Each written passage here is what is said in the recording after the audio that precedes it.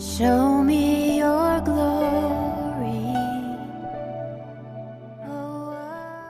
오늘은 심판하시는 여호와의 칼이라고 하는 제목으로 에스겔서 21장을 함께 나누기 원합니다.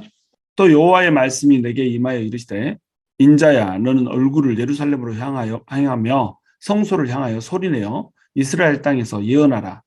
이스라엘 땅에게 이르기를 여호와의 말씀에 내가 너를 대적하여 내 칼을 칼집에서 빼어 의인과 악인을 내게서 끊을지라. 내가 의인과 악인을 내게서 끊을 터이므로 내 칼을 칼집에서 빼어 모든 육체를 남에서 북까지 치리니 모든 육체는 나 여호와가 내 칼을 칼집에서 빼낸 줄을 알지라. 칼이 다시 꽂히지 아니하리라 하셨다 하라. 아멘. 21장의 내용이 20장의 내용하고 거의 비슷하죠. 20장의 내용도 남쪽에 불이 임할 거라고 얘기해요. 그래서 남쪽에서 불이 임하여서 마른 나무와 푸른 나무를 전부 다 태울 것이다. 이런 식으로 얘기하죠. 그리고 모든 사람이 그 불의 심판 가운데서 얼굴이 그슬러질 것이다라고 이렇게 얘기를 한 거예요. 불의 심판을 말씀하셨던 하나님께서 이제는 칼의 심판을 얘기를 하고 있는 겁니다. 또 다른 형태로 이제 심판을 하시겠다고 말씀을 하고 계시는 거예요. 2절에 보시면 너는 얼굴을 예루살렘으로 향하여 성소를 향하여 이렇게 얘기하고 있죠. 얼굴을 그쪽을 향해서 든다는 건 뭔가요? 하나님께서 얼굴을 향해 들 때 하나님의 얼굴과 마주치면 우리가 하나님과 친교가 잘 돼 있을 때는 어때요? 그 얼굴은 우리에게 축복의 얼굴이 되는 거예요. 근데 하나님과의 친교가 깨어지고 우리가 죄악으로 인해서 하나님의 품으로부터 멀어져 있으면 하나님의 얼굴을 본다는 것은 두려운 겁니다. 하나님이 그 얼굴을 향해서 들면 그 얼굴은 이제 진노의 얼굴인 거예요. 분노의 얼굴인 거죠. 그런데 그 얼굴이 어디를 향해요? 예루살렘과 성소를 향해서 이렇게 이룬다는 겁니다. 예루살렘은 하나님의 도성으로서 결코 패망하지 않을 거라고 생각했죠. 그 이름 자체가 예루살렘이잖아요. 예루살렘은 평화의 도시라는 뜻이거든요. 평화의 도시인데 사실은 아이러니하게도 가장 큰 많은 전쟁을 치렀던 곳이 바로 예루살렘이죠. 평화가 임하지 않아요. 평화가 임하지 않는 이유는 뭔가요? 하나님을 쳐다볼 때에 하나님을 향해서 성결할 때에 평화가 임하는 도시인데 하나님으로부터 등을 돌려버린 겁니다. 그러니까 평화가 깨지는 거죠. 그리고 성소를 향하여서 소리내라고 그랬죠. 성소도 하나님께서 임재하시는 곳이기 때문에 절대로 망하지 않는다라고 생각을 했던 거예요. 성전이 무너질 리가 없죠. 그러니까 예루살렘은 성전을 그 속에 포함하고 있기 때문에 하나님의 성전이 있는 예루살렘이 절대로 망할 수 없다. 이런 믿음을 그들은 가졌던 겁니다. 그런데 하나님께서 성소를 향하여서 소리내라고 그래요. 그리고 이스라엘 땅에게 예언하라고 이렇게 얘기를 하고 있는 겁니다. 3절, 3절에 이르면 이제 칼을 칼집에서 꺼내라고 얘기를 하고 있잖아요. 칼을 칼집에서 꺼내서 의인과 악인을 전부 다 이제 공격을 하라고 심판을 하라고 이렇게 얘기를 하고 있는 겁니다. 20장 47절에서 불로 푸른 나무와 마른 나무를 다 태우라고 이렇게 얘기했죠. 푸른 나무, 마른 나무, 푸른 나무는 의인을 상징하고 마른 나무는 이제 악인을 상징한다고 그랬어요. 악인이나 의인이나 똑같이 심판을 받는 거죠. 왜냐하면 이스라엘은 성민이에요. 하나님의 백성이에요. 하나님의 백성은 유기적인 공동체라는 거죠. 하나님의 백성이 유기적 공동체이기 때문에 이 공동체에 죄악이 있으면 이 공동체는 다 같이 심판을 받는 이런 일에 처하게 된다는 겁니다. 왜? 하나님의 백성은 유기체이기 때문에. 마치 여호수아의 군대가 아이성을 칠 때에 여리고성을 치면서 아간이 범죄를 하잖아요. 하나님께서 모든 것을 멸하라고 했는데 시날산의 외투와 뭐 금과 은을 훔쳐다가 자기 장막에다 두잖아요. 하나님의 말씀을 어겨버리죠. 이 아간 한 사람의 죄악 때문에 이스라엘 전체가 아이성 그 힘도 없는 성한테 패하게 되는 결과를 맞이하게 된다는 겁니다. 그리고 이 아간을 죽여서 없앴을 때에 공동체로부터 죄를 뿌리 뽑았을 때 비로소 아이성에서 승리하게 되는 이 모습을 우리가 볼 수 있었던 거예요. 이 공동체는 같은 운명 공동체거든요. 글로리 교회도 마찬가지예요. 우리 교회가 유기적인 공동체라는 겁니다. 예수님의 몸된 교회라는 거죠. 그러니까 한 사람이 범죄한 사람이 있고 한 사람의 그 범죄가 퍼져서 교회가 범죄의 냄새가 나게 된다. 이러면 어때요? 다 같이 이 공동체가 벌을 받게 된다는 거예요. 심판 안에 들어가게 된다는 겁니다. 그러면 이 공동체에서 신실하게 사는 사람이나 또 공동체에서 죄를 지은 사람이나 똑같이 이 실패라고 하는 것을 그 길을 걷게 된다는 거예요. 그런데 여러분, 하나님께서 공동체가 함께 심판을 받을 때 악인과 의인을 구분하지 않으실까요? 푸른 나무와 마른 나무를 구분하지 않으실까요? 같이 공동체로서 심판을 뚫고 지나가지만 거기에는 구분이 있다는 거예요. 내적인 구분이 있다는 겁니다. 그러니까 푸른 나무와 마른 나무 같은 불이 태워도 마른 나무는 화라락 타서 없어져 버리죠. 푸른 나무는 잘 타지 않는단 말입니다. 이런 이제 원리가 적용이 되는 거예요. 그래서 의인은 같이 심판을 받아도 이 심판이 어떤 심판이에요? 정화를 위한 심판이라는 겁니다. 더욱더 하나님 앞에 깨끗하게 서고 하나님 앞에 하나님의 뜻을 잘 아는 자로 설 수 있게 해주기 위한 심판이죠.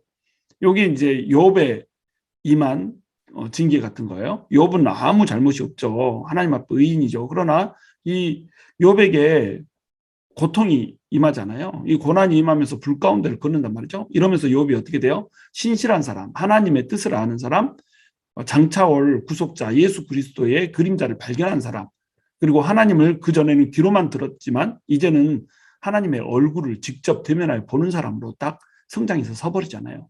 다니엘이나 에스겔 같은 사람들 봐보세요. 이런 사람들이 있었는데 어떻게 심판을 받냔 말이죠. 그러나 공동체가 전부 하나님 앞에서 폐역했기 때문에 심판의 고통을 같이 받는 겁니다. 다니엘과 세 친구들 얼마나 신실해요. 에스겔 얼마나 신실합니까? 하나님이 하라는 거 다 하잖아요. 그런데 바벨론의 포로로 잡혀가서 포로 생활을 한단 말이죠. 근데 포로 생활을 해도 그들은 죽지 않아요. 포로 생활하면서 이들은 어떻게 되죠? 왜 이스라엘 백성들이 이렇게 포로로 잡혀와서 고통을 당하는가라고 하는 것을 더욱더 심각하게 고민하고 이스라엘이 나가야 될 방향, 하나님의 백성들이 살아나가야 될 방향, 이 방향들을 세우는 역할들을 해내고 있다는 겁니다. 그래서 그들은 바로 이 심판이라고 하는 과정들을 통해서 오히려 더 성결해지고 오히려 더 하나님의 뜻을 선포하는 자리에 서게 된다고 하는 겁니다. 바로 이것이 똑같은 심판이 주어져도 의인과 악인이 걷는 각기 다른 길이라고 하는 거예요. 살아남기 위해서 애굽으로 피한 사람들이 있고 살아남기 위해서 암몬으로 모압으로 피한 사람들이 있지만 이들의 끝은 어땠어요? 이들의 끝은 패망이었단 말이죠. 6절 인자야 탄식하되 너는 허리가 끊어지듯 탄식하라. 그들의 목전에서 슬피 탄식하라. 그들이 내게 묻기를 내가 어찌하여 탄식하느냐 하거든 대답하기를 재앙이 다가온다는 소문 때문이니 각 마음이 녹으며 모든 손이 약해지며 각 영이 쇠하며 모든 무릎이 물과 같이 약해지리라. 보라 재앙이 오나니 반드시 이루어지리라. 주 여호와의 말씀이니라 하라. 지금 에스겔에게 허리가 끊어지듯이 탄식을 하라고 얘기합니다. 허리는 힘이 나오는 좌소예요. 우리 모든 영혼이 아담의 허리에서 나왔다 이렇게 얘기하잖아요. 허리는 생명을 상징하며 또한 힘을 상징하는 겁니다. 그러니까 네 생명을 다해서 네 힘을 다해서 기도해라. 이거는 탄식하라 이 말인 겁니다.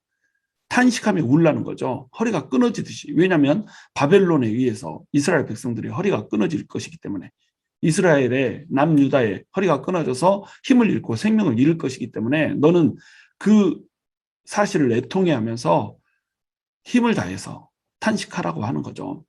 그들의 목전에서 슬피 탄식하라. 이것이 이제 하나님의 마음이에요. 하나님의 마음은 하나님의 백성을 징계 가운데 두면서도 그 징계로 인해서 기뻐하시는 분이 아니란 말이죠. 하나님은 징계와 이 심판이 그 뜻이 아니에요. 하나님의 본심은 뭐냐면 미래와 소망이고 평화와 안정이라는 겁니다. 그런데 하나님의 백성들이 하나님을 떠나버리니까 어쩔 수 없이 심판을 가할 수밖에 없는 거예요. 심판을 가하면서도 허리가 끊어질 듯이 탄식하는 그 하나님의 마음, 그리고 그 목전에서 슬피 탄식하는 그 선지자에게 담겨진 그 하나님의 마음, 그것을 우리가 볼 수가 있었단 말이죠. 하나님은 하나님의 백성을 결코 심판하기 원하지 않으세요. 그러나 하나님의 백성이 하나님을 떠나면 그것 자체가 죽음이요 파멸이기 때문에 하나님의 백성을 돌이키고 싶으신 겁니다. 그러니까 심판을 할 수밖에 없는 거죠. 이렇게 탄식해야 되는 이유는 뭐예요? 재앙이 임박했다는 소문이 도는 겁니다. 이 소문은 무슨 소문일까요? 바벨론의 침공으로 인해서 예루살렘이 패망할 거라고 하는 소문이죠. 이 실제로 이제 5년 후에 진짜 일어나게 되는 겁니다. BC 586년에 예루살렘이 바벨론의 느부갓네살 왕에 의해서 완벽하게 멸망을 하게 되죠.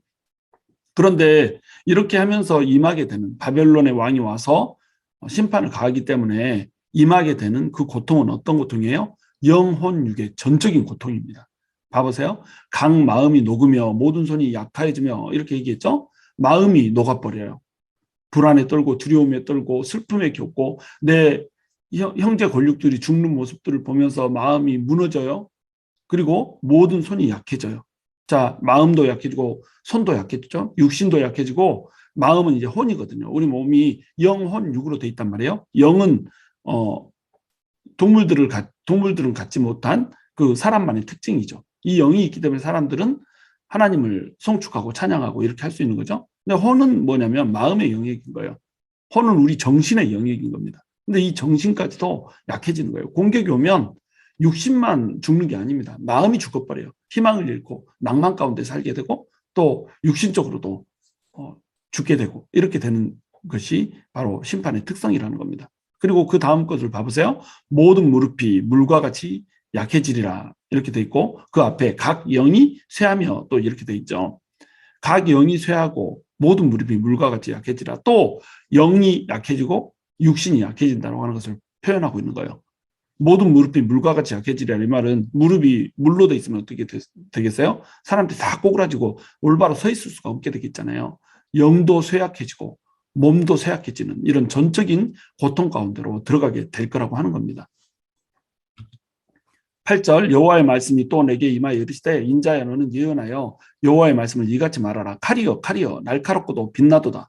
그 칼이 날카로움은 죽임을 위하며 빛남은 번개같이 되기 위함이니 우리가 즐거워하겠느냐. 내 아들의 귀가 모든 나무를 업신여기는도다. 그 칼을 손에 잡아 쓸만하도록 빛나게 하되 죽이는 자의 손에 넘기기 위하여 날카롭고도 빛나게 하였도다 하셨다 하라. 아멘.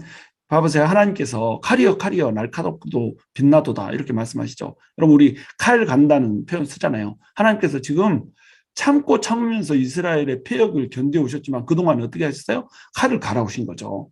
그리고 칼이여 칼이여 이렇게 부르시면서 날카롭고 빛난다라고 얘기하고 있어요. 날카롭고 빛난다는 건 뭔가요? 날카로운 걸로는 이 이스라엘 백성들을 죽일 수 있다는 겁니다. 칼이 날카로우면 벨 수 있잖아요. 빛난다는 건 뭐예요? 빛이 임하듯이 그렇게 급속하게 심판이 임할 거라고 하는 거예요. 날카롭고 빛난다 이 말은 심판의 칼이 엄청나게 잘 갈아져서 이제 심판이 완벽히 준비됐다는 뜻이에요. 그런데 날카롭다는 것은 그 심판이 치명적일 것이라는 거예요. 그리고 빛난다라고 하는 것은 뭐냐면 그 심판이 빛처럼 빠를 거라고 하는 겁니다. 그래서 빛처럼 빠르게 죽음을 가져오는 그 심판이 이제 임하게 될 거라고 하는 거예요. 근데 그 밑에 구절은 조금 해석하기가 좀 어려워요. 우리가 즐거워하겠느냐. 내 아들의 귀가 모든 나무를 업신여기는도다. 이렇게 돼 있죠. 우리가 즐거워하겠느냐. 자, 날카로움은 죽임을 위한 것이고 빛남은 번개같이 되기 위함이니 이렇게 돼 있어요. 심판이 죽이기도 하는데 번개처럼 빠르게 죽일 거라고 이렇게 하고 있어요. 그러면 이거 보면서 우리가 즐거워할 수 있겠어요? 절대 즐거워할 수 없죠. 이걸 보고 어떻게 즐거워할 수 있겠어요? 그런데 이런 예언이 떨어져도 이스라엘 백성들은 이 예언을 잘 믿지를 않아요. 왜 그러냐면 그들한테 이 하나님의 아들의 규가 있는 겁니다. 내 아들의 규 이 말은 뭐냐면 내 아들은 이스라엘 백성들을 얘기하는 거예요. 유다 지파를 얘기하는 거죠. 남유다를 얘기하는 겁니다. 근데 규라고 하는 건 뭐예요? 왕이 들고 있는 지파이잖아요. 유다 지파한테 뭐가 주었어요? 왕권이 주어졌죠. 근데 이 왕권은 영원할 거라고 얘기했단 말이에요. 이 왕권이 영원할 거라고 하는 것은 사실은 예수 그리스도가 왕으로 오시고 나서 그 메시아로 인해서 영원할 것이다라고 하는 얘기를 해줬는데 이들은 이 유다 왕국이 영원할 것이라고 현실적인 왕국이 영원할 것이라고 이렇게 착각을 한 거예요. 그래서 이 아들의 규가 모든 나무를 업신여겼죠. 주변의 국가들, 이방 국가들을 다 업신여겼어요. 여기서 모든 나무는 이제 어떤 사람은 이방 국가들이다 이렇게 해석을 하는 거예요. 아들의 규, 하나님께서 유다를 왕과로 삼으시고 이 왕조가 절대로 없어지지 않는다고 약속했는데 이방 국가들은 이런 약속을 받았어요? 못 받았어요? 못 받았죠. 그러니까 이들은 아들의 규가 아닌 거예요. 하나님과 관계없는 이 사람들인 거예요. 그러니까 이방 국가들을 의미한다는 거죠. 그래서 이들을 업신여겼거든요. 이방 국가들을 업신여겼어요. 자, 이렇게 해석하는 해석이 하나가 있고 또 다른 해석은 뭐냐면 내 아들의 규가 이게 이제 다윗 왕조죠. 다윗 왕조가 모든 나무를 업신여기는도다. 모든 나무는 하나님의 심판의 막대기를 의미한다는 거예요. 나는 왕조로, 영원한 왕조로 약속을 받았기 때문에 나는 절대 망하지 않아. 하나님의 심판이 임해도 막대기 임해도 이거 잠시 잠깐 지나가는 거야. 이러다가 또 마시겠지. 이렇게 한다는 거예요. 여기서 모든 나무는 이제 하나님께서 사용하시는 징계의 매들이라는 겁니다. 이 징계의 매들을 하나님께서 수도 없이 드셨죠. 사사기는 온통 그 얘기잖아요. 사사기를 통해서 계속 하나님께서 징계의 매를 드셨어요. 그리고 열왕기로 들어가면 이제 왕들이 패역하게 하는데 이 왕들이 악을 행할 때도 하나님께서는 이들에게 심판의 매를 줬고 또 선지자들을 보내서 심판하겠다고 계속 약속을 했죠. 예고를 했죠. 그런데 이들이 모든 나무를 업신여기는 겁니다. 심판의 경고를, 심판의 매를, 또 심판을 선포하는 선지자들을 전부 업신여긴 거예요. 자, 어떤 해석이 맞을 것 같아요? 저는 개인적으로 이 두 가지 해석 다 조합을 해야 된다고 생각하거든요. 이들은 모든 나무들을 이제 멸시를 했어요. 우리 다윗 왕조 헛된 자부심을 가진 겁니다. 그래서 이방 나라들은 망해도 우리는 절대 망하지 않아. 너네나 망하지 우리가 왜 망해? 이방 국가들을 옆으로 이긴 거죠. 그러니까 하나님의 심판이 임해도 우리는 하나님의 선택받은 왕조인데 우리가 왜 망해? 남유다는 북이스라엘은 망해도 남유다는 절대 망하지 않아. 왜냐하면 왕의 정통성을 가진 곳이잖아. 이런 식으로 믿었던 거예요. 하나님의 징계의 매가 어때요? 우습게 여겨지는 겁니다. 모든 매에도 불구하고 우리는 절대 안 망해. 모든 이방인들이 망해가도 우리는 절대 안 망해. 이렇게 생각을 했다는 거죠. 그래서 하나님께서는 내가 그래서 준비했어. 바벨론의 칼 하고 딱 나타나는 겁니다. 하나님께서 바벨론의 칼을 준비해서 나타나는 거죠. 이 바벨론의 칼은 어떤 칼이에요? 바벨론은 이방 국가잖아요. 모든 나무들 중에 하나단 말이죠. 근데 바벨론은 또한 동시에 어때요? 하나님이 심판하시는 칼이라는 거죠. 매로 안 된다는 거죠. 막대기로 안 된다는 거예요. 나무 막대기로 치면은 아무리 쳐도 말 안 듣고 정신을 못 차린다는 거예요. 그러니까 하나님께서 지금 칼을 뽑아둔 겁니다. 칼집에서 칼을 뽑아둔 거예요. 그 칼집에서 뽑아둔 칼이 바로 누구죠? 바벨론의 칼이라는 거예요. 바벨론의 칼은 이방인들, 유다가 그토록 멸시했던 이방인들의 칼이면서 동시에 유다가 그토록 멸시했던 하나님의 징계의 매들을 승화시킨 칼이라는 거예요. 심판의 칼이라고 하는 거예요. 이제는 이방인에 의해서 멸망하게 될 거예요.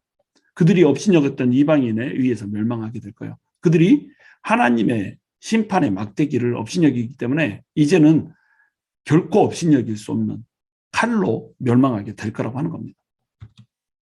12절 인자야 너는 부르짖어 슬피 울지어다. 이것이 내 백성에게 임하며 이스라엘 모든 고관에게 임함이로다. 그들과 내 백성이 함께 칼에 넘긴 바 되었으니 너는 내 넓적다리를 칠지어다. 이것이 시험이라. 만일 업신여기는 규가 없어지면 어찌할까? 주여와의 말씀이니라. 이렇게 돼 있죠. 자, 심판을 애곡하라고 그래요. 모든 고관들에게, 백성들에게 전부 칼의 심판이 임할 거예요. 그러니까 넓적다리를 치면서 울라는 거예요. 자, 넓적다리를 치라는 건 뭐예요? 넓적다리 허벅지잖아요. 또 어떤 곳에서는 이것이 이제 뺨이라고 번역된 곳도 있어요. 다른 곳에서는 똑같은 히브리어인데 뺨이라고 번역되기도 합니다. 그러면 여러분 뺨을 막 치면서 울라는 거예요. 이렇게 하면서 울라는 거죠. 또 허벅지를 막 때리면서 울라는 거예요. 여러분 너무 슬프면 어떻게 되죠? 그냥 울 수가 없는 거예요. 허벅지를 막 치면서 우는 거죠. 뺨을 막 치면서 우는 거죠. 이렇게 슬프게 울라는 거예요. 왜냐하면 하나님의 백성이 허물어지고 있는 거잖아요. 하나님의 백성이 망해가고 있는 거잖아요.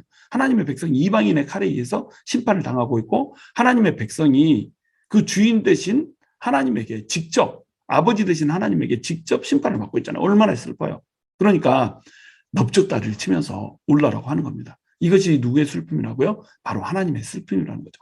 하나님이 지금도 우리를 심판하시면서 우리를 징계하시면서 넓적다리를 치면서 우신다니까요. 하나님은 우리가 하나님을 바라보고 하나님과 정말 친밀하게 지내기를 원하시거든요.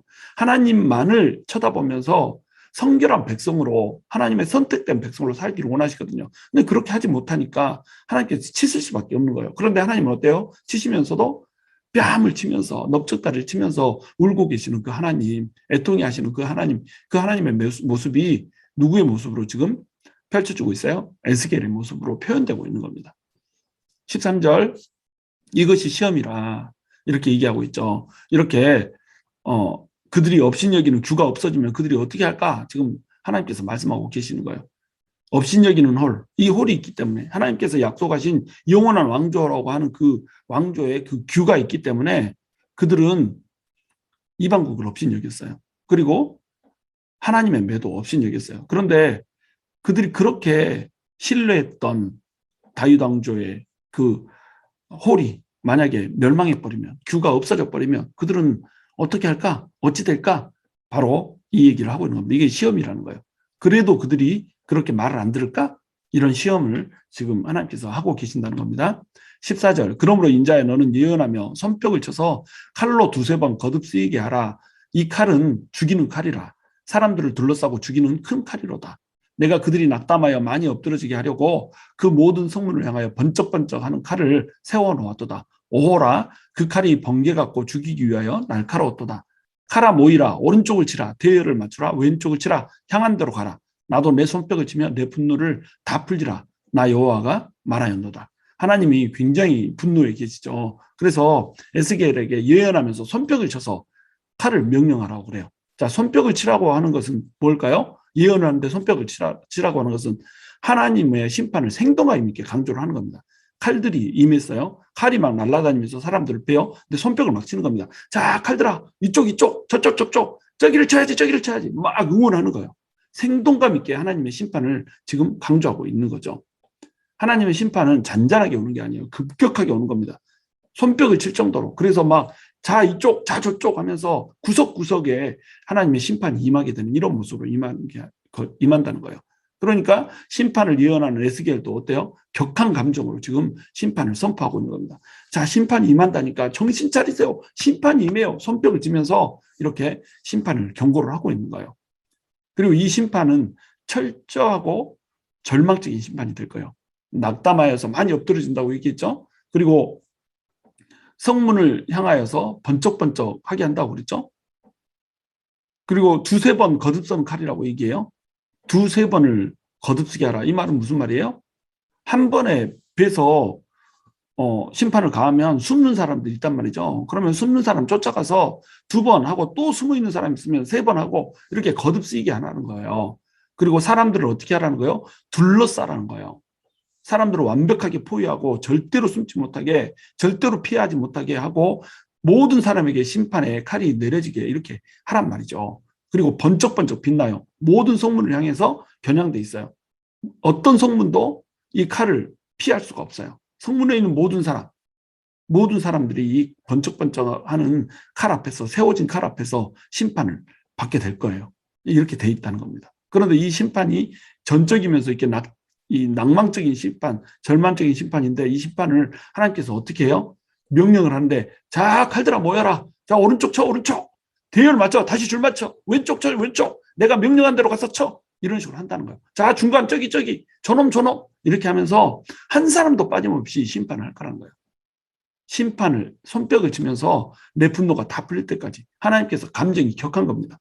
하나님을 등지고 그렇게 많은 은혜를 베풀어 주시고 그렇게 이스라엘 백성들을 애굽에서부터 끌어서 정말로 피덩이 같은 이 이스라엘, 다 죽게 생긴 이 이스라엘을 데려다가 키워서 이쁜 처녀로 만들어놨더니 이것이 이제 젖이 나기 시작하면서 갑자기 바람을 피기 시작하는 거예요. 딴 데로 가는 거예요. 그러니까 어떻게 했어요? 하나님이 분노가 임하는 거예요. 그래서 자, 그렇게 하면 안 돼 하면서 매를 가하고 또 뭐 은혜를 베풀어주고 오래 참아주면서 매와 또 구원을 번갈아 가면서 이렇게 해주면서 구원을 해주셨는데 그럼에도 불구하고 백성들이 말을 안 듣는 거예요. 그러니까 분노가 찬 겁니다. 질투하시는 하나님의 분노가 턱끝까지 찬 거예요. 그러니까 어떻게 해요? 손뼉을 치면서 분노를 막 풀어내는 겁니다. 자, 칼들아 이쪽, 저쪽, 오른쪽, 왼쪽, 중간 이렇게 하면서 손뼉을 치면서 분노를 풀어내는 거예요. 이 하나님의 심정이 느껴지시는 거예요?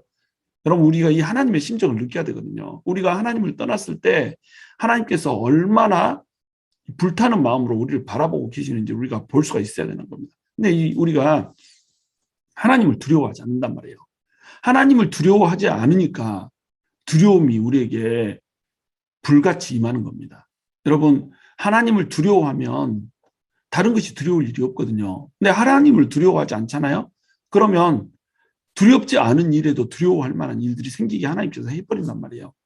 하나님이 없으니까 하나님이 아무것도 하지 않아도 두렵죠. 근데 하나님께서는 그 백성들이 하나님한테로 돌아오기를 원하고 하나님을 경외하면서 살기를 원하잖아요. 그러니까 두려운 일들을 하나님이 일부러 만들어 버리시는 거죠. 이것이 우리를 향한 하나님의 마음이라는 거예요. 하나님은 그만큼 우리를 향해서 열정을 갖고 계시기 때문에 우리가 하나님의 품에서 벗어날 때는 그 분노도 손뼉을 치면서 그 분노를 다 풀 정도로 이렇게 뜨겁게 분노를 하신다는 겁니다. 18절 여호와의 말씀이 내게 임하여 이르시되 인자야 너는 바벨론 왕의 칼이 올 두 길 한 땅에서 나오도록 그리되 곧 성으로 들어가는 길 어기에다가 길이 나뉘는 지시표를 하여 칼이 암몬 족속의 랍바에 이르는 길과 유다의 견고한 성 예루살렘에 이르는 길을 그리라 이렇게 돼 있죠. 심판의 방식이 구체화되고 있어요. 누구로? 바벨론 왕의 칼로. 지금은 여호와의 칼이 임해서 심판한다고 지금까지는 말했는데 이제 구체적으로 이 칼이 누군지를 얘기하고 있죠. 바벨론에 의해서 멸망하게 될 거라고 하는 겁니다. 근데 바벨론이 예루살렘을 치러 오려면 바벨론은 어디 있죠? 지금의 이제 이라크에 있는 땅이잖아요. 지금의 이라크에서부터 쳐들어오려면 바로 직진해서 오는 것이 아니라 위로 올라가서 밑으로 내려와요. 북쪽에서부터 이제 공격해서 오는 거죠. 그러면 이 군사들이 바벨론 군사들이 와서 집결하는 집결지가 있을 거 아니에요. 그 집결지에서 이제 어디로 갈지를 결정을 해야 되는 겁니다. 자, 동쪽에 있는 암몬을 칠지, 서쪽에 있는 예루살렘을 칠지, 요단강을 건너가서 예루살렘을 칠지, 요단강 건너가기 전에 랍바, 이 암몬의 랍바를 칠지, 이거를 이제 결정을 해야 되는 거예요. 그래서 여기에 지시표를 이제 세운다는 겁니다. 자, 이렇게 지시표를 세워서 지도를 갖다 놓고, 자, 바벨론이 어디를 공격할 것 같냐? 그러면 유대인들은 뭐라고 대답할까요? 당연히 암몬을 공격하지요. 당연히 랍바를 공격하지요. 예루살렘은 공격받지 않아요. 왜냐하면 하나님의 규가 있거든요.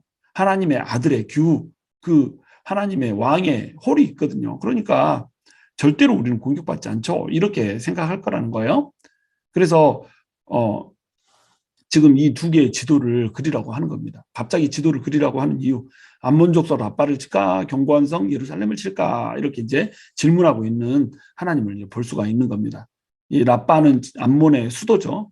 지금으로 얘기하면 암몬은 요르단이에요. 요르단의 수도가 암만이잖아요. 랍바는 지금 암만을 얘기하는 겁니다. 바로 그곳을 예루살렘에 있는 사람들은 칠 것이라고 생각을 하는 거죠. 그런데 의외의 사건이 벌어지는 거예요. 21절 바벨론 왕이 갈래길 곧 두 길 어귀에 서서 점을 치되 화살들을 흔들어 우상에게 묻고 희생 제물의 간을 살펴서 오른손에 예루살렘으로 갈 점괘를 얻었으므로 공성터를 설치하여 입을 벌리고 죽이며 소리를 높여 외치며 성문을 향하여 공성터를 설치하고 토성을 쌓고 사다리를 세우게 되었나니. 자, 어디로 갈지를 어떻게 결정하고 있어요? 우상에게 물어봐요. 우상이라고 하는 이 말은 히브리어로 테라핌인데 뭐 성경에는 드라빔으로 되어 있죠. 들고 다니는 그 작은 신상 같은 거, 요거 앞에서 이제 물어보는 거예요. 근데 어떻게 물어보냐면 점을 쳐서 물어보는 겁니다. 이때 그들이 썼던 점은 뭐냐면 화살점이에요. 화살에는 방향이 있잖아요. 화살을 쏘면은 어떤 방향으로 가는지 이 방향에 따라서 이제 결정이 되죠. 그러니까 화살을 화살통에다 넣어놓고 막 흔드는 겁니다. 그래서 그 중에 화살 중에서 하나를 딱 뽑는 거예요. 화살 중에서 하나를 뽑으면 화살 그 촉 부분에는 뭐가 써져 있을까요? 어디로 갈지가 써져 있는 겁니다. 자, 랍바로 갈지 예루살렘으로 갈지 요 두 개를 화살통에다 넣어놓고 흔든 다음에 요 중에 하나를 쭉 뽑는 거죠. 뽑았는데 뭐가 나와요? 예루살렘이 나온 거예요. 그들은 랍바를 치게 될 거라고 생각했죠. 그런데 화살을 뽑아서 화살점을 쳤는데 예루살렘이 나온 거죠. 뜻밖의 결과입니다. 의외의 결과죠. 또 희생 제물의 간을 살핀다고 그래요. 여기서 이제 희생 제물이라고 하는 말이 히브리어 성경에는 빠져 있어요. 그냥 간이라고 나와 있는데 이걸 이제 우리나라 개역 개정 성경에서는 이해를 돕기 위해서 희생 제물이라는 말을 이제 붙여놓은 겁니다. 이들은 우상에게 희생 제물을 바쳤죠. 희생 제물을 바치면 그 간을 가지고 이제 점을 치는 거예요. 우상에게 물어봐야 될 거 아니에요? 물어볼 때는 제물을 갖고 물어보는 거 아니에요. 제사를 드리면서 자 신이시여 우리가 어디로 가리까 뭐 이렇게 하면서 점을 볼 거 아니에요. 그러면서 이제 점을 보면 음성이 직접 들리는 게 아니니까 이렇게 화살을 뽑기도 하고 간을 살펴서 보는 겁니다. 그래서 간의 색깔에 따라서 간 색깔이 만약에 예루살렘 쪽으로 서쪽을 향해서 색깔이 변해 있다 이러면 서쪽으로 가는 거죠. 간이 이제 희생 제물로 바치려고 딱 올려놓으면 희생 제물에서 간이 퇴색을 하게 될 거 아니에요. 서서히. 그러면 한꺼번에 막 이렇게 색깔이 바뀌는 게 아니라 어떤 쪽은 진하고 어떤 쪽은 이제 옅어지고 이런 식으로 색깔이 바뀌잖아요. 그 색이나 모양을 따라서 어디로 공격할지 점을 쳤던 겁니다. 말도 안 되는 미신이죠. 화살점으로 점 치는 거, 이건 미신이잖아요. 그렇죠? 우상이 말을 할 수 있나요? 우상에게 물어보면 우상이 대답을 하나요? 그러니까 대답 못하니까 미신으로 점을 쳐서 이렇게 하는데, 이 미신을 가지고 화살로 점을 쳐봐도, 간을 가지고 점을 쳐봐도 어디가 나와요?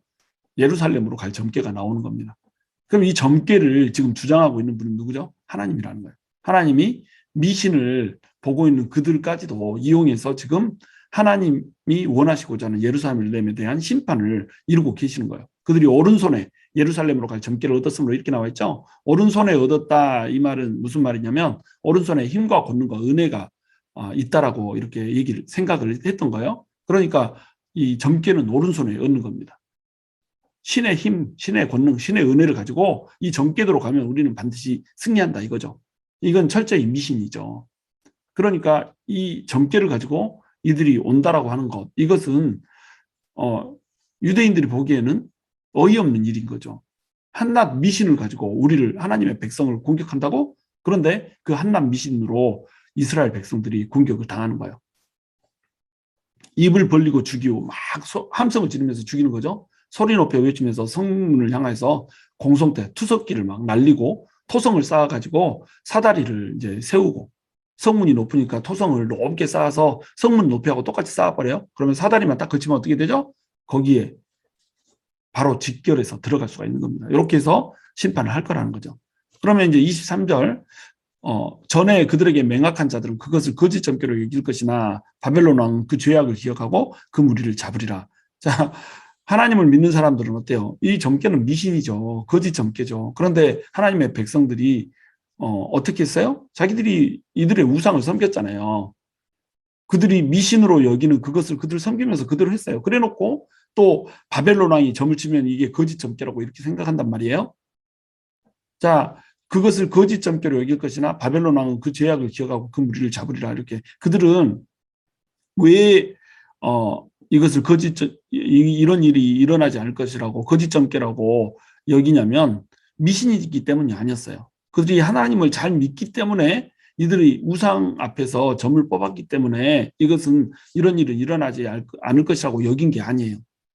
그들도 이 거짓 미신에 참여를 해버렸잖아요. 그들도 이들과 별 다를 바가 없게 이렇게 살았던 겁니다. 이들이 이것을 거짓 점괘로 여긴 이유는 뭐냐면 자기들이 바벨론에 충성을 맹세했으니까 이런 일이 벌어지지 않을 거라고 생각을 한 거예요. 우리가 바벨론에 충성을 맹세했는데 바벨론이 왜 우리를 공격하냐? 충성을 맹세하지 않은 라빠를 공격하지? 이런 식으로 생각을 한 거죠. 철저히 누구를 지금 의지하고 있어요? 사람을 의지하고 있는 겁니다. 그들이 사람과 약속을 하면 그 사람이 약속을 지켜줄 거라고 이렇게 생각을 하는 거죠. 그런데 이 일이 결국은 틀어지게 되는 겁니다. 여기 보면 바벨론 왕은 그 죄악을 기억하고 그 무리를 잡으리라 이렇게 돼 있잖아요. 시드기야를 바벨론 왕이, 느부갓네살 왕이 왕으로 세웠어요. 여호와긴이라고 하는 이 왕을 세웠는데, 이 왕이 이제 하나님의 이 바벨론의 말을 듣지 않잖아요. 그러니까 이것을 패하고 누구를 세워요? 시드기야를 왕으로 세워놨단 말이에요. 시드기야를 왕으로 세워놨으니까 시드기야는 지금 친바벨론적인 왕이 되었단 말이죠. 그게 하나님의 명령이기도 했고, 예레미야를 통해서 하나님께서는 바벨론에 멸망하게 될 것이니까 바벨론이 하자는 대로 해라. 바벨론한테 넘겨지면 너희가 죽지는 않고 큰 심판을 당하지는 않을 것이다. 포로로 그냥 잡혀가서 이따가 돌아오면 된다. 70년만 견뎌라. 이렇게 얘기를 해줬거든요. 근데 시드기야가 그 말을 안 듣는 거예요. 바벨론에 의해서 왕이 됐는데 바벨론을 배신하고 나중에 애국과 동맹을 하게 되는 겁니다. 이게 이제 하나님한테 피역한 짓이 되는 거죠. 바벨론 왕이 그 죄악을 기억하고 예루살렘을 공격하는 일이 실제로 벌어지는 거예요. 근데 이것이 무엇으로 인해서 이루어진다고요? 점괘로 인해서 이루어진다는 겁니다. 그래서 하나님께서 이제 바벨론 왕이 그 죄악을 기억하고 무리를 잡는 이런 모습처럼 하나님도 똑같이 바벨론 왕처럼 그들의 맹약을 어긴 것, 이스라엘 백성들이 하나님과 맹약했잖아요. 그런데 그 맹약을 어겼기 때문에 하나님께서 악을 기억하시고 허물을 드러내시고 이제 죄를 나타내시면서 바벨론의 손에 넘기겠다라고 하는 것을 지금 얘기를 하고 있는 거죠. 25절, 너 극악하여 중상을 당할 이스라엘 왕아, 내 날이 이르렀나니 곧 죄악의 마지막 때니라. 주 여호와께서 이같이 말씀하셨느니라. 관을 제거하며 왕관을 벗길지라. 그대로 두지 못하리니 낮은 자를 높이고 높은 자를 낮출 것이니라. 내가 엎드러뜨리기 열매와 이것도 낯이 있지 못하리라. 마땅히 얻을 자가 이르면 그에게 주리라. 이렇게 돼 있죠. 시드기야가 지금 너 극악하여 중상을 당한 이스라엘 왕으로 표현되어 있죠. 너 극악하여 중상을 당한 이스라엘 왕은 지금 시드기야를 얘기하고 있는 겁니다. 이 시드기야는 바벨론 정책을 펴고 친애국 정책을 폈어요. 이거는 하나님의 뜻을 정면으로 거역하는 거였습니다. 하나님께서는 바벨론에 가서 포로로 있다가 70년 후에 돌아와라 분명히 말씀하셨어요. 근데 이 말씀을 우습게 여기는 거예요. 하나님의 매를 우습게 여기는 겁니다. 업신 여기는 거예요. 그러니까 결국에 이 교만과 제약으로 인해서 끝을 보게 되는 거예요. 그래서 이 결과가 어떻게 돼요? 바벨론 왕이 와서 시드기야의 눈을 뽑아버리잖아요. 눈이 뽑힌 채 지금 바벨론으로 잡혀가고 있는 왕의 모습으로 그려지고 있는 겁니다. 이 사람은 높았어요. 자기가 하나님보다 높아져 버린 거예요. 하나님께서는 낮은 자를 높이시고 높은 자를 낮추시는 분이시거든요. 근데 자기가 뭔가를 자기 힘으로 할 수 있다고 생각하는 거예요. 하나님께서 바벨론과 친하게 지내라고 하는데 애굽을 끌어오면 애굽의 힘으로 뭔가를 할 수가 있다고 생각하는 거예요. 얼마나 어리석은 거예요. 그러니까 이렇게 높아져 있으니까 하나님께서 여기를 낮춰버리겠다는 거죠. 눈이 뽑혀져서 가장 낮은 자로 살게, 이렇게 앞도 못 보는 자로 살게 이렇게 해버리겠다고 하는 거예요. 하나님께서 엎드러뜨리고 또 엎드러뜨린다고 얘기했죠. 심판이 완벽하게 이루어질 거라고 하는 것을 얘기하는 거예요. 근데 나중에는 결국 이것이 어떻게 될 거라는 거예요. 회복될 거라는 겁니다. 마땅히 얻을 자가 이르면 그에게 주리라. 왕관이 벗겨졌어요. 근데 이 왕관은 사라지는 게 아니에요. 하나님께서 약속했잖아요. 영원한 왕좌를 주겠다라고. 영원한 왕권이 있을 거라고. 이 왕권은 누구를 통해서 이루어지나요? 바로 메시아에 의해서. 예수 그리스도에 의해서 이제 이 관이 이루어지는 겁니다. 계속 이어지는 겁니다. 28절, 인자야 너는 주 여호와께서 암몬 족속과 그의 능력에 대하여 이같이 말씀하셨다고 예언하라. 너는 이르기를 칼이 뽑히도다 죽이며 멸절하며 번개같이 되기 위하여 빛났도다. 이렇게 돼 있죠. 이 암몬 족속에 대한 심판의 메시지가 떨어지고 있어요. 왜 암몬 족속에 대한 심판의 메시지가 떨어지고 있을까요? 암몬 족속은 지금 점괘에 나왔잖아요. 납바로 갈까요? 예루살렘으로 갈까요? 하나님 내 신들이시여 보여주시옵소서 해가지고 딱 점을 뽑았는데 예루살렘이 뽑힌 거예요. 예루살렘이 뽑혀가지고 예루살렘이 이제 능욕당하고 있는 거예요. 그러니까 암몬 족속이 어때요? 잘 됐다, 속 시원하다, 아이고 그놈들 잘 죽네 이러고 있었던 거예요. 남의 불행을 기뻐해버린 겁니다. 남이 잘 안 되고 피를 흘리면 안타까워하고 또 슬퍼해야 될 거 아니에요. 이 암몬 족속도 사실은 롯의 후손들이잖아요. 아브라함의 조카 롯의 후손들이니까 자기들이 바벨론에 가까워요, 이스라엘에 가까워요. 당연히 남유다에 가깝죠. 그러면 유다의 멸망이 보면서 이들은 슬퍼해야 되는 거죠. 이웃 국가잖아요. 어찌됐건. 근데 너무 막 신나한 겁니다. 그러니까 하나님께서 칼이 뽑히도다 죽이며 멸절하며 번개같이 되게 하여 빛났도다. 다시 그 하나님의 심판의 칼이 어디를 향하고 있어요? 암몬을 향하고 있는 겁니다. 내게 대하여 허무한 것을 보며 내게 대하여 거짓 복수를 하는 자가 너를 중상당한 악인의 목 위에 두리니 이는 그의 날 곧 죄악의 마지막 때가 이름이로다. 자, 악인의 목은 누구의 목을 의미할까요? 바로 유다 사람들의 목을 의미하죠. 하나님을 떠난 악한 사람들의 그 목 위에 이들이 시체가 놓이게 될 거라고 하는 거예요. 유다를 비웃다가 유다와 같은 처지가 된다고 하는 겁니다. 여러분, 우리가 누군가를 정죄하고 누군가를 판단하고 누군가를 비웃잖아요. 그러면 우리가 그 처지에 놓이게 돼요. 이거 굉장히 조심해야 되는 겁니다. 암몬처럼 되면 안 돼요. 이게 제 말이 아니고 너희의 헤아림으로 너희가 헤아림을 받을 것이요 너희의 판단함으로 너희가 판단을 받을 것이다. 하나님께서 이렇게 말씀하셨단 말이죠. 예수님께서 이렇게 말씀하셨어요. 이 말은 뭐예요? 내가 판단하는 대로 내가 정죄하는 대로 내가 되는 날이 와버린다는 걸까요? 그러니까 어떤 사람이 잘못하는 것 보고 그 잘못 때문에 이 벌 받는 거 이런 것들을 보면서 시원하다. 아주 그딴 식으로 살더니 잘 됐다. 나는 절대로 그렇게 안 될 거야. 막 이런 식으로 얘기하잖아요. 이렇게 얘기하면 안 된다는 거예요. 이렇게 되면 어떻게 해요? 내가 그들처럼 돼버린다는 겁니다. 아이고, 저 사람, 이렇게 하나님을 떠나서 지 멋대로 살더니 저 자식들 되는 거 봐라. 이렇게 하잖아요. 자기 자식들이 안 돼버린다니까요. 어쨌든지 우리가 다른 사람들의 불행에 대해서 그 불행을 기뻐하거나 불행을 손가락질하거나 이렇게 하면 안 된다는 거예요. 조롱하면 안 된다는 겁니다. 비웃다가 똑같은 처지가 돼버린다는 거예요. 그럼 우리는 하나님의 백성으로서 정말로 좋은 마음, 아름다운 마음을 가져야 되거든요. 안 되면은 안타까워해야 되고, 잘 되면은 기뻐해야 되고, 이래야지 하나님의 복이 임하는 겁니다. 내가 뱉은 대로 되거든요. 30절, 그러나 칼을 그 칼집에 꽂을지어다. 내가 지음을 받은 곳에서 내가 출생한 땅에서 내가 너를 심판하리로다. 칼을 칼집에 꽂으라고 그래요. 무슨 말인가요? 이 암몬 사람들이 바벨론 사람들이 오면 싸우려고 칼을 뽑아들 거 아니에요. 그래봤자 필요 없다는 겁니다. 뭐 아주 강대한 군대가 오는데 보잘것없는 군대가 칼 뽑아봤자 뭐 하겠어요. 그러니까 칼 뽑을 생각도 하지 말아라. 싸울 생각도 하지 말아라. 너네는 심판은 결정이 됐다. 이런 식으로 얘기하는 겁니다. 근데 어디에서 죽는다고 그래요? 내가 지음을 받은 곳에서 출생한 그 땅에서 심판을 받는다고 그래요. 자, 유다 지파는 어때요? 남유다는 어때요? 바벨론에 잡혀가요. 바벨론에 잡혀갔다는 말은 뭐예요? 70년이 차면 돌아온다는 겁니다. 심판의 차이를 얘기하고 있는 거예요. 암몬은 어때요? 암몬 땅에서 죽는 거예요.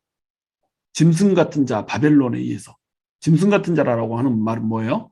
멸하기에 익숙하단 말이에요. 짐승이 맹수가 그 먹이를 물어뜯듯이 너무나도 이 멸망시키기에 익숙하다는 거죠. 그 손에 넘겨버리겠다는 거예요. 그러니까 이제 이들은 멸망하게 될 거예요. 자, 내가 불의 섭과 같이 될 것이며 내 피가 나라 가운데 있을 것이며 내가 다시 기억되지 못할 것이니 나 여호와의 말하였음이라 하라. 이렇게 돼 있죠. 불의 섭처럼 타버릴 거라는 거예요. 피가 그 나라 가운데서 있을 거라고 그래요. 피가 나라 가운데 있다는 말도 같은 말이죠. 그 피가 뿌려지는데 바벨론 땅으로 잡혀가서 뿌려지는 게 아니에요. 그 땅에서 암몬 땅에서 뿌려지는 겁니다. 그 자리에서 즉사 이거라는 거예요. 자, 심판이라고 다 같은 심판이 아니에요. 아까도 의인의 심판과 악인의 심판을 분류를 했잖아요. 의인의 심판은 정결을 위한 심판이에요. 의인의 심판은 심판이 임해도 징계가 임해도 이 심판이 깨끗해지기 위한 심판이라는 겁니다. 그런데 악인의 심판은 뭐예요? 그냥 즉결 처분이란 말이에요. 그러니까 심판이라고 다 같은 것이 아니에요. 우리가 하나님의 징계가 있을 때 우리는 항상 기억해야 되는 게 있어요. 해야 되는 질문. 이 질문이 뭐냐면 내가 다윗인가 사울인가 이걸 결정하는 겁니다. 다윗은 잘못 없이 하나님의 연단 가운데 살았잖아요. 하나님의 연단 가운데 다윗이 살아야 했던 이유는 뭐죠? 하나님께서 그를 성결한 왕으로 만들고 싶은 거예요. 왕다운 왕으로 하나님의 백성을 다스릴 만한 그런 품격을 갖춘 왕으로 만들고 싶은 거죠. 그러니까 광야에 생활을 해야 됐던 겁니다. 근데 사울은 어때요? 악신에 들리고 뭐 이렇게 하잖아요. 하나님의 심판이 임한단 말이죠. 그냥 불순종하다가 심판이 임하잖아요. 시기심과 질투 때문에 심판이 임하잖아요. 그래서 결국 죽게 된단 말이에요. 그 끝이 어떻게 되죠? 다윗은 연단을 통해서 왕다운 왕으로 서요. 사울은 끝까지 폐역한 길을 갔다가 결국 블레셋 사람들의 손에 의해서 칼에 찔리고 자기 혼자 자기 목숨을 스스로 자결하는 그런 처지에 놓이게 되잖아요. 자, 이것이 의인과 악인의 심판의 차이라고 하는 거예요. 심판이라고 다 같은 것이 아닙니다. 징계라고 다 같은 것이 아니에요. 고난이라고 다 같은 고난이 아니에요. 유다는 회복될 거예요. 70년 있다가 다시 바벨론으로부터 돌아와서 왕조를 세우게 될 거예요. 그러나 암몬은 잊혀지게 될 거라고 하는 겁니다. 왕조가 다시 서지 못할 거라고 얘기를 하고 있는 거예요. 자, 이것이 하나님의 백성에게 주어지는 심판과 불신자에게 주어지는 심판의 차이인 거예요. 여러분, 우리가 하나님 앞에서 첫 번째 점검해야 될 거 있어요. 똑바로 하나님 앞에 서 있는가? 하나님 앞에 정말로 성결하게 서 있는가? 성결하게 서 있지 못하면 하나님은 우리를 보시면서 어떻게 생각하세요? 애통해 하세요. 우리를 심판하실 수밖에 없는 거예요. 우리를 징계하실 수밖에 없는 겁니다. 모든 우리 행동에는 책임이 따르거든요. 하나님께서 오래 참으시고 하나님께서 계속 기다려 주시지만 그 때가 이르면 하나님께서 어떻게 하세요? 우리를 돌이켜야 되거든요. 자, 양이 계속 자기 길을 잃고 어딘가로 가고 있어요. 가게 이제 내버려 두세요. 스스로 돌아오게 하세요. 근데 절벽에 낭떠러지 밑으로 떨어지려고 하면 하나님은 그 양의 목자니까 어떻게 하세요? 그 양을 쳐서 돌이키게 만들잖아요. 근데 하나님이 쳐서 돌이키게 만들 때 양이 매매 할 거 아니에요. 그러면 목자의 마음이 어떻겠어요? 슬프죠. 자식이 잘못할 때 잘 되라고 엉덩이를 팍 때리죠. 근데 자식이 어때요? 아빠 미워! 막 이렇게 하면서 징징 짜죠. 그럼 어때요? 마음이 아프죠. 때리면서도 마음이 아프다는 겁니다. 하나님께서는 그 아픈 마음으로 우리 하나님의 백성들을 심판하시는 거예요. 막 손뼉을 치면서 내가 내 분노를 내 풀릴 때까지 너한테 분노를 이렇게 쏟아 부으리라. 자, 하나님께서 분노를 쏟아 부은다고 하니까 하나님이 자기 감정을 주체 못하는 이런 유치한 분으로 이렇게 우리가 생각하면 안 된다는 거예요. 그만큼 우리를 사랑하시기 때문에 그렇게 격하게 분노하는 겁니다. 근데 이 분노의 끝에는 뭐가 있어요?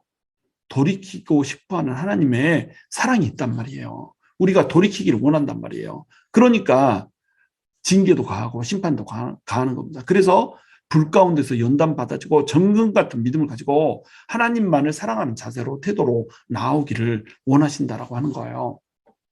이때에 우리는 우리 안에 있는 사울을 태워 없애야 되는 거예요. 우리 안에는 다윗과 사울이 같이 존재하거든요. 우리 안에는 이 성결했던 예루살렘과 이방 국가들과 다를 바 없는 예루살렘이 상존해 있거든요. 우리 안에서 이것이 상존해 있으면 어떻게 해야 되는가요? 불 가운데를 지나야 되는 겁니다. 불 가운데를 지나면서 우리의 악한 모습들을 태워 없애는 거예요.